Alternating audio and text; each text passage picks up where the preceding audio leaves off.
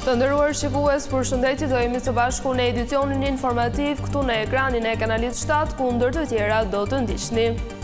Publikohet video që tregon se si nisi zjarrit e 12 katësh në pamje shihet se flakët nga mbeturinat u përhapën në fasadën e pallatit dhe shkaktuan dëme të mëdha. Kryeministri Rama premton se familjet e prekura nga zjarri në pallat do marrin bonus qeraje, paralajmëron edhe ndërtuesit kujdes me cilësinë e materialeve. Shtrëngtojnë qirat e shtëpive në Tiranë, çmimet për një apartament 1+1 shkojnë deri në 800 euro në zonat pranë qendrës, interese edhe për periferit.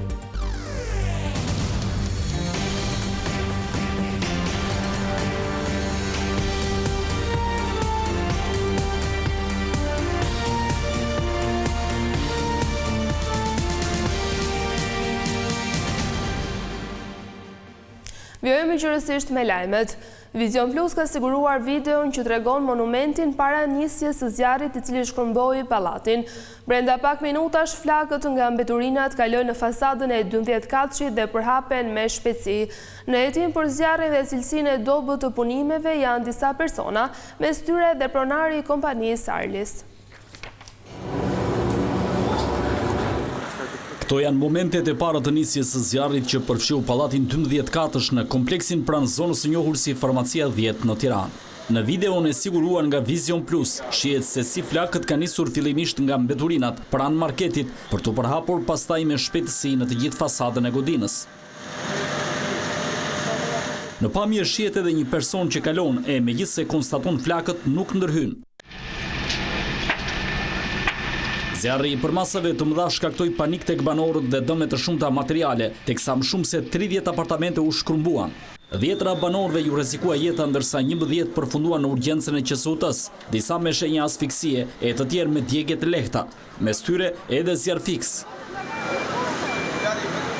Forcat e shërbimit zjarfikës përdorën autoshkallë për të bërë evakuimin e banorëve, ndërsa në ndihmë të tyre shkuan edhe 2 helikopterë. Gjykata e Tiranës vendosi t'i lirojë personat e ndaluar lidhur me zjarrin në pallatin 12 katësh, duke e caktuar ndaj tyre masën e sigurisë detyrim paraqitje. Mes të proceduarve janë inxhinieri Enver Ademi, kontraktori i fasadës Altin Fortuna, administratori i objektit Agron Sara, si dhe menaxherja e një biznesi që operonte brenda pallatit Razie Sula. Kompania Arlis ka deklaruar se do të marrë përsipër rindërtimin e godinës si dhe të apartamenteve.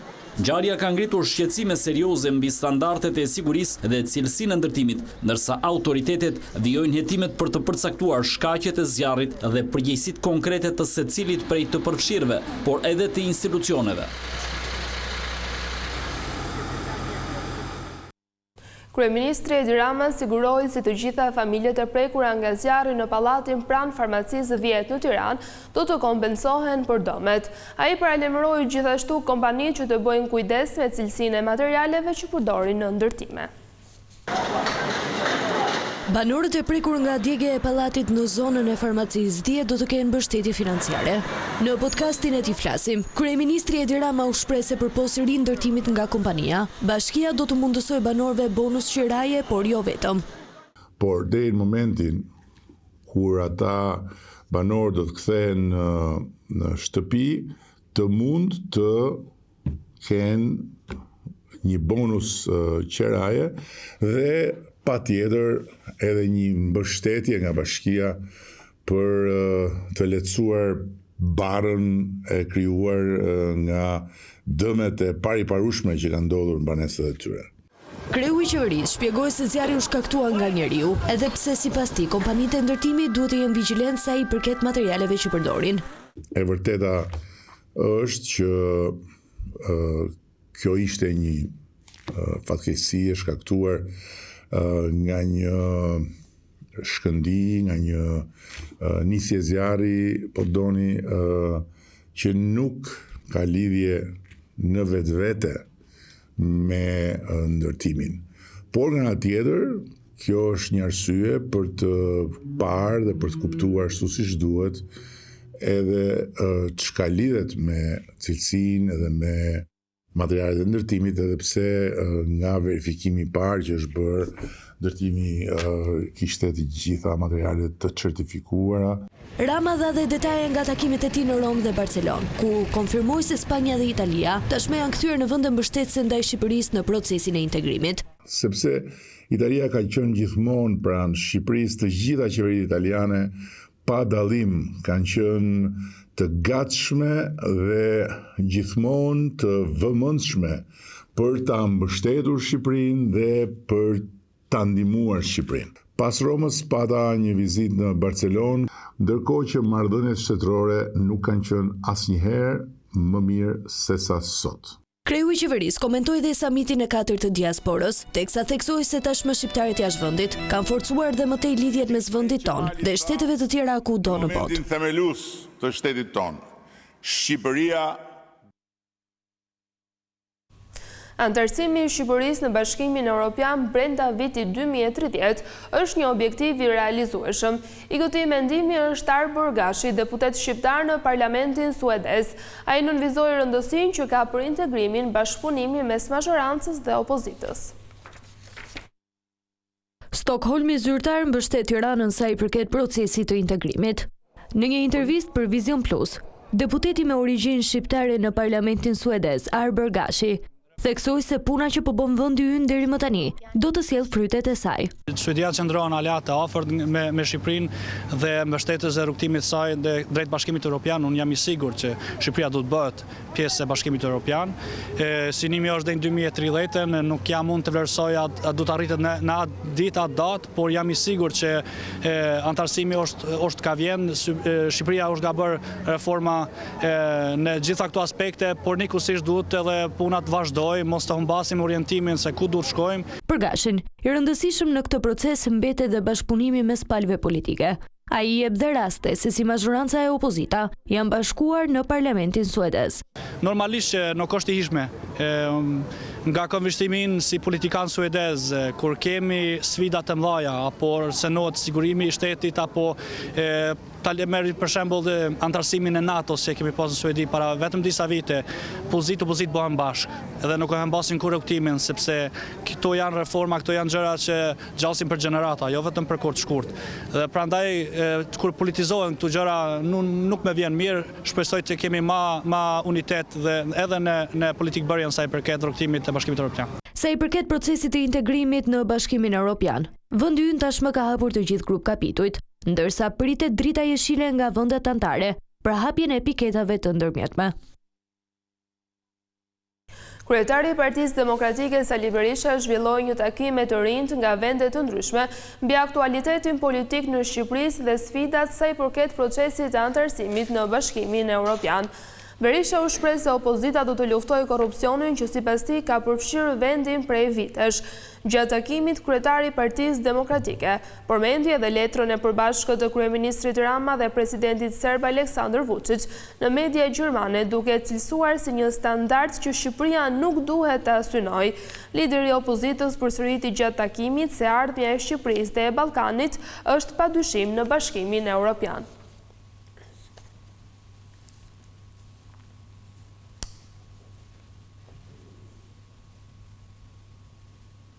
Është zbardhur për herë të parë regjistrimi i seancës gjyqësore Velia e Dado në gjykatën administrative. Kryetari i Bashkisë së Tiranës e ka paditur prokurorin që e ka hetuar, Olt Dadon, pasi pretendon se ky i fundit është emëruar në mënyrë të paligjshme në vitin 2008.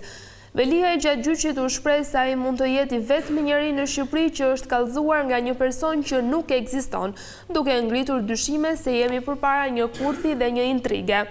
Duke sjellë në vëmendje dekretin e presidentit të kohës Bamir Topi, Velia i përmes mbrojtësve kërkon nga administrativja pavlefshmëri absolute të çështjes së tij, çka do të shkaktonte rrëzimin e dosjes në tërësi.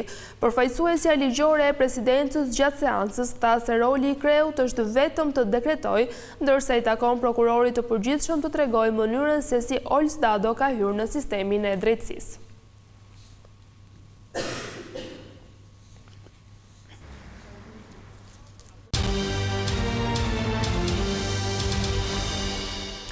Qyrat për apartamente në kryeqytet kanë shënuar sërish rritje. Në zonat pranë qendrës çmimet varojnë nga 500 deri në 800 euro për një apartament 1+1, por interesi është i lartë edhe për periferit ku ka më shumë ndërtime të reja. Gjatë muajit të kaluar, qirat janë rritur me 4%, duke u kthyer në një nga faktorët kryesorë që kanë ndikuar në rritjen e inflacionit, sipas të dhënave nga Instat. Megjithatë, sipas ekspertëve të pasurive të paluajtshme, kjo është një periudhë e favorshme për të marrë një banesë me qira. Tregu është plot për qira tani. Vjes tani qytetarët një që është i zgjuar merr tani pronën për qira dhe negocion goxha në çmim, ka mundësi negocimi tani në çmim sepse ka ofertë. Do tregu tani ka ofertë qiraje. Dhe unë nuk mendoj që mund të ketë rritje. Të filloj pastaj nga maj dhe në vazhdim pastaj filloj të lëvizin, shtrejtohen më shumë qirat dhe kulmin e arrin në shtator, tetor, nëntor. Sipas ekspertëve, zonat pranë qendrës kanë njohur një stabilizim të çmimeve, ndërsa interes në rritje po merr zona e Paskuqanit. Janë zonat që nuk kanë pasur shumë ndërtime kohë të fundit. Mund të hyjë komuna e Parisit, në zonat afërqendrës, sepse ndërtimet deri diku janë stabilizuar, nuk ka më shumë ndërtime të reja apo prona të reja që futen në eficiencë. Pastaj zona që do ketë çmime më të mira, mendoj që do jetë zona e Paskuqanit, sa të filloj të futet në eficiencë prona sepse ka goxha prona që po ndërtohen dhe akoma nuk janë hedhur në treg. Sipas agjendëve imobiliare, çmimet e qirave pranë qendrës për apartamentet të tipologjisë 1+1 variojnë nga 500 deri në 800 euro, ndërsa pritet që gjatë verës ato të rriten më tej, të ndikuara edhe nga fluksi turistëve në vend. Ndërkohë në Elbasan, çmimet e apartamenteve në ndërtime të reja kanë arritur deri në 1.300 euro për metër katror. Për çiftet e reja, blerja e një banese duket misioni pamundur. Një familje elbasanase i duhen minimalisht 30 vite punë për të blerë një shtëpi. Trendi i rritjes së çmimeve vijon me ritme të larta duke shkuar nga 30% deri në 50%. Sipas agentit imobiliar Shpëtim Basha, në zonat qendrore të qytetit, çmimi për metër katror arrin deri në 1.300 euro, duke e bërë gjithnjë më të vështirë blerjen për familjet me të ardhura mesatare dhe çiftet e reja. Kjo situatë sipas Bashës po penalizon kryesisht qytetarët që jetojnë me paga mujore, ndërsa të vetmit që arrin të përballojnë këto çmime janë emigrantët. Penalizimi është kryesisht ke njerëzit që janë me rrogë, që presin të blejnë një apartament, çiftet e reja, familjet e reja të cilët divorcohen, ndanë, kanë problemet e tyre, janë familjet mëdha, edhe bankat nuk arrin që t'i financojnë dot me shumat që kërkohen. Këtu janë vetëm klientë që blejnë, janë emigrantë, që vinë nga jashtë, kanë depozitat kursimit e tyre, kanë të ardhra më të larta, sigura po jashtë shtetit, ndërsa këtu kjo situatë është shumë e vështirë. Në mungesë të mundësisë për blerje, çiftet e reja po orientohen drejt banesave me qira, por edhe në këto të fundit çmimet kanë shënuar rritje të ndjeshme. Edhe qirat po janë të rritura. Edhe këto në varion në 20, 30 deri në 50% plus. Ka tregu është i vështirë. Specialistët e fushës e shohin me skepticizëm të ardhmen e tregut, duke paralajmëruar se trendi i rritjes së çmimeve pritet të vijojë. Çmimet e larta të naftës do të shkaktojnë një krizë të re çmimesh në Shqipëri, sipas guvernatorit Genti Seko. Gjatë takimeve në Washington me përfaqësues të Fondit Monetar Ndërkombëtar dhe Bankës Botërore, Seko deklaroi se Banka e Shqipërisë do të ndërhyjë me mekanizmin e politikës monetare për të rikthyer inflacionin në objektiv. Reagimi i politikës sonë monetare do të jetë i bazuar në të dhënat, i kalibruar me kujdes dhe duke pasur si objektiv të palëkundur ruajtjen e stabilitetit të çmimeve, u shpreh Seko. Nga ana tjetër, përfaqësuesit e FMN-s nënvizuan se përshkallësimi i konflikteve po shkakton kosto të rënda duke ndikuar veçanërisht te shtresat më të varfra. Ky grup, sipas Fondit Monetar Ndërkombëtar, duhet të mbështetet gjatë këtyre periudhave. Masat e mbështetjes në fushën e energjisë duhet të kenë objektiv të qartë, të jenë të përkohshme dhe të koordinuara për të mbrojtur në veçantë shtresat më të brishta, shprehet FMN.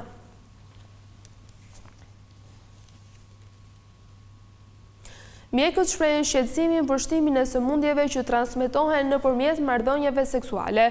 Bluzat e bardha apelojnë veçanërisht ndaj të rinjve që të mos neglizhojnë ekzaminimet.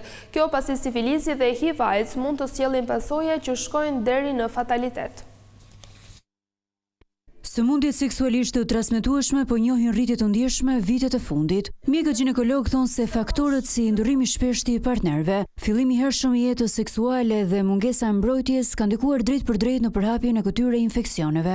Ndryrimi i partnerëve, liria seksuale, fillimi në moshë të re i jetës seksuale kanë ndikuar shumë në rritjen e këtyre sëmundja IST-ve, infeksione seksualisht transmetueshme. Por ato që janë më shqetësuese sot janë infeksionet nga virale, infeksionet seksualisht të transmetueshme nga virusi, siç është HIV-i, papiloma virusi, i cili është shkak kryesor i kondilomave sot. E përhapur janë hepatitet C, B, që mbenen me anë të kontakt seksual, të përhapur shumë dhe infeksione bakteriale ku mund të hynë sifilizi, gonoreja, të cilat janë përhapur shumë vitet e fundit. Sifilizi është një nga infeksionet seksualisht të transmetueshme në rritje, i cili nëse nuk zbulohet dhe trajtohet në kohë, mund të çojë deri në pasoja fatale.